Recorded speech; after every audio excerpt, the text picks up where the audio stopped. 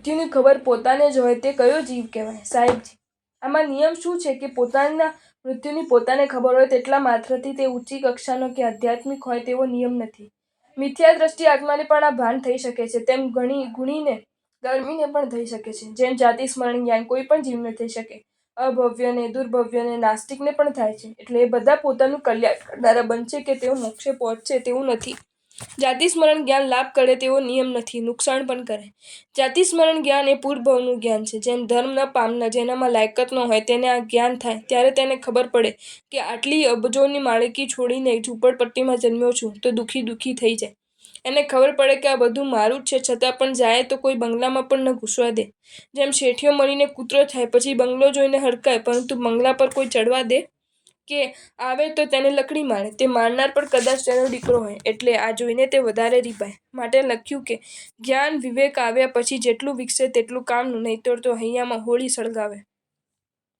નરકના બધા જ જીવોને જાતિ સ્મરણ જ્ઞાન થાય છે. પરમાધમી દેવો તેમને ભૂતકાળ યાદ કરાવે, કારણ તેમને તેનાથી વધારે ત્રાસ થાય. કેમ કે માનસિક ત્રાસ વધારે ક્યારે થાય? ભૂતકાળ યાદ કરાવે ત્યારે. માટે જેટલું જ્ઞાન વધારે એટલો ત્રાસ વધારે. બુદ્ધિ વધારે તો ત્રાસ વધારે, કારણ કે તે વધારે વિચારી શકે. જીવને ખબર પડે કે મારું મૃત્યુ નજીક છે તો પહેલેથી જ તેનું થતરવાનું ચાલુ થાય. જીવને મૃત્યુનું જ્ઞાન થવાથી જીવ કાંઈ જીવનનો સદુપયોગ કરવા તૈયાર છે. હા, જે જીવ પોતાના જીવન દિશા બદલી નાખે તેને મૃત્યુનું જ્ઞાન લાભકારી છે. પૂજ્ય હરિભદ્ર સૂરીએ યોગ શતકમાં સાધુ શ્રાવકની આરાધના લખી.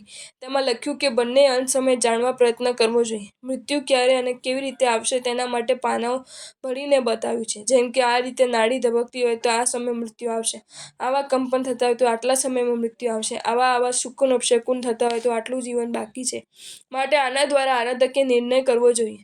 આ બધું અમે તમને નથી કહેતા, કારણ કે તમને ખબર પડશે તો ગભરાઈ હાય બાપા કરશો. પણ જેનું મનોબળ મજબૂત છે, જેને મૃત્યુનો ભારે ડર નથી, જીવનનો અતિશય મોહ નથી, ગમે તેમ કરીને જીવનને લંબાવવું છે તેવા અભરકા નથી, તેને મૃત્યુનું જ્ઞાન મેળવીને સાધનામાં સાવધાન થઈ જવું જોઈએ. અંતિમ સમાધિ શુભ લેસ્યા પ્રાપ્ત કરવા માટે સાધકે પ્રયત્ન કરવો જોઈએ. શાસ્ત્રમાં દ્રષ્ટાંત આવે છે કે ઉદયન રાજાની પત્ની પ્રભાવતી નિમિત્ત શાસ્ત્રને ભણેલી છે, સમ્યક દ્રષ્ટિ છે, ઘર મંદિરમાં પ્રભુ પાસે તે નૃત્ય કરે છે અને રાજા સંગીત વગાડે છે. ખાનદાન સ્ત્રી પર પુરુષની હાજરીમાં નૃત્ય ન કરે, પરંતુ પ્રભુ સામે પોતાના પતિની હાજરીમાં નૃત્ય કરે. રાજા તાલબદ્ધ વાજિંત્ર વગાડે છે. બંને પ્રભુ ભક્તિમાં તલ્લીન છે, પરંતુ અચાનક રાજાના હાથ વીણા ઉપર અટકી ગયા. સુરાવળી બંધ થઈ ગઈ, તેથી નૃત્યમાં ભંગ થયો. રાણી ખચકાઈ, પરંતુ રાજાએ ફરી વગાડવાનું ચાલુ કર્યું અને અધૂરી ભક્તિ પૂરી કરી. પછી રાણી રાજાને પૂછે, હે સ્વામીનાથ, આજે હાથ કેમ અટકી ગયા? આમ તો આપ એકાકાર થઈને ભક્તિ કરો છો, એવો તો શું વિચાર આવ્યો કે ભક્તિમાં સ્ખલના થઈ?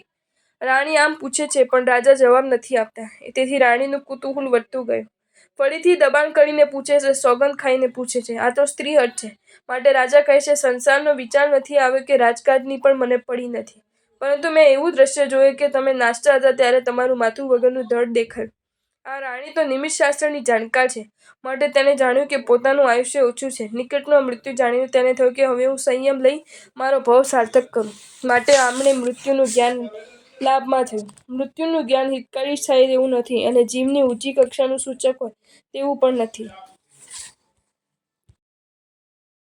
જો તમને આ વિડીયો ગમ્યો હોય તો આ વિડીયોને લાઈક કરો અને મારી ચેનલ જૈન ફેક્ટ્સ એન્ડ સ્ટોરીઝને સબસ્ક્રાઈબ કરો. ધન્યવાદ.